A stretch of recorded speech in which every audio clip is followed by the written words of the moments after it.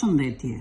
Sot do të flasim për përcaktimin e klasës së fjalëve ja dhe më.